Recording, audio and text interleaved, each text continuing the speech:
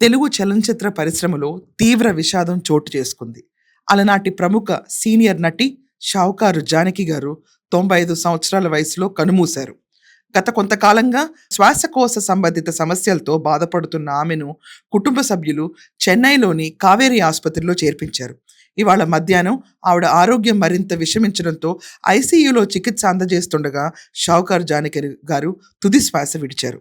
అయితే ఆమె మరణ వార్తను తెలుసుకున్న పలువురు సినీ, రాజకీయ ప్రముఖులు సోషల్ మీడియా తీవ్ర దిగ్భ్రాంతి వ్యక్తం చేస్తూ నివాళులర్పిస్తున్నారు. జానకి గారి నేపథ్యం ఎలా అంటే ఆంధ్రప్రదేశ్లో రాజమండ్రిలో 1931 డిసెంబర్ 12న శంకరమంచి జానకి జన్మించారు. ఆమె తండ్రి టి. వెంకటజీరావు గారు పేపర్ పరిశ్రమ నిపుణుగా కాగా తల్లి సచీదేవి గృహిణి.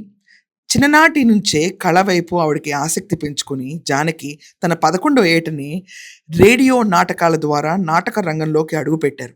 ఆమె 15 ఏళ్లకు వివాహం అయినప్పటికీ నటన పట్ల ఉన్న అభిరుచితో రంగస్థల నాటకాల్లో పలు పాత్రలు పోషిస్తూ తన ప్రయాణాన్ని కొనసాగించారు. విజయ ప్రొడక్షన్స్ నిర్మించిన షావుకారు 1950లో చిత్రం ద్వారా జానకి చలనచిత్ర రంగానికి పరిచయం అయ్యారు.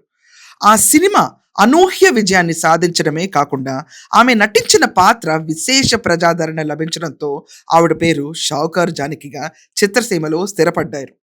ఆ తరువాత తెలుగు, తమిళ, కన్నడ, మలయాళం, హిందీ భాషల్లో కలిపి మొత్తం 380కి పైగా చిత్రాల్లో వైవిధ్యమైన పాత్రలు పోషించి మెప్పించారు.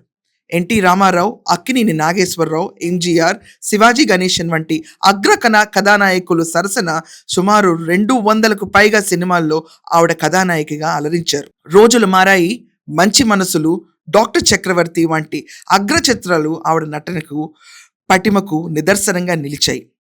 ఇక ఆమె సోదరి కృష్ణకుమారి గారు కూడా సినీ రంగంలో ప్రముఖ నటిగా గుర్తింపు పొందారు. కళారంగానికి ఆమె అందించిన విశేష సేవలు గుర్తిస్తూ భారత ప్రభుత్వం 2022లో ఆమెను ప్రతిష్టాత్మక పద్మశ్రీ పురస్కారంతో సత్కరించింది.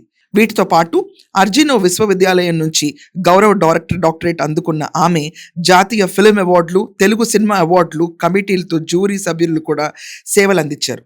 విచిత్రం ఏంటంటే ఈవిడ ఆఖరి రోజుల్లో చాలా ఫిలసాఫికల్గా టర్న్ అయ్యి ఆధ్యాత్మికం వైపు మగ్గు చూపుతూ శేష జీవితాన్ని సుఖంగా గడిపారు.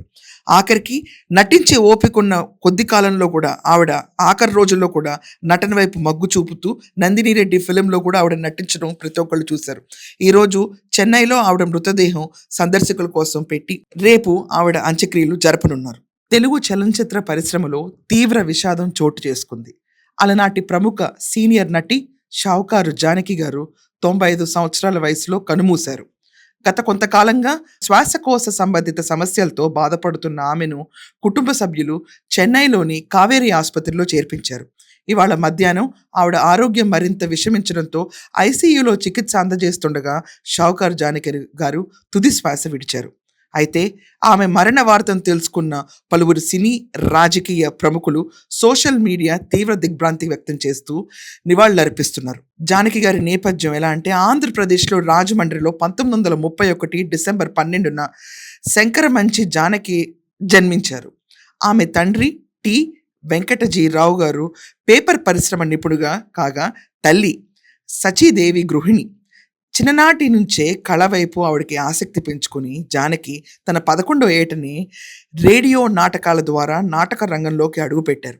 ఆమె 15 ఏళ్లకు వివాహం అయినప్పటికీ నటన పట్ల ఉన్న అభిరుచితో రంగస్థల నాటకాల్లో పలు పాత్రలు పోషిస్తూ తన ప్రయాణాన్ని కొనసాగించారు. విజయ ప్రొడక్షన్స్ నిర్మించిన షావుకారు 1950లో చిత్రం ద్వారా జానకి చలనచిత్ర రంగానికి పరిచయం అయ్యారు. ఆ సినిమా అనూహ్య విజయాన్ని సాధించడమే కాకుండా ఆమె నటించిన పాత్ర విశేష ప్రజాదరణ లభించడంతో ఆవిడ పేరు షావుకారు జానకిగా చిత్రసీమలో స్థిరపడ్డారు. ఆ తరువాత తెలుగు, తమిళ, కన్నడ, మలయాళం, హిందీ భాషల్లో కలిపి మొత్తం 380కి పైగా చిత్రాల్లో వైవిధ్యమైన పాత్రలు పోషించి మెప్పించారు. ఎన్టీ రామారావు, అక్కినేని నాగేశ్వరరావు, ఎంజీఆర్, శివాజీ గణేశన్ వంటి కథానాయకులు సరసన సుమారు 200కు పైగా సినిమాల్లో ఆవిడ కథానాయికగా అలరించారు. రోజులు మారాయి, మంచి మనసులు, డాక్టర్ చక్రవర్తి వంటి అగ్ర చిత్రాలు ఆవిడ నటనకు, పటిమకు నిదర్శనంగా నిలిచాయి. ఇక ఆమె సోదరి కృష్ణకుమారి గారు కూడా సినీ రంగంలో ప్రముఖ నటిగా గుర్తింపు పొందారు. కళారంగానికి ఆమె అందించిన విశేష సేవలు గుర్తిస్తూ భారత ప్రభుత్వం 2022లో ఆమెను ప్రతిష్టాత్మక పద్మశ్రీ పురస్కారంతో సత్కరించింది.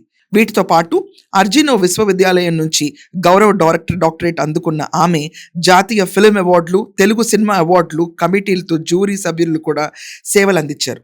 విచిత్రం ఏంటంటే ఈవిడ ఆఖరి రోజుల్లో చాలా ఫిలసాఫికల్గా టర్న్ అయ్యి ఆధ్యాత్మికం వైపు మగ్గు చూపుతూ శేష జీవితాన్ని సుఖంగా గడిపారు.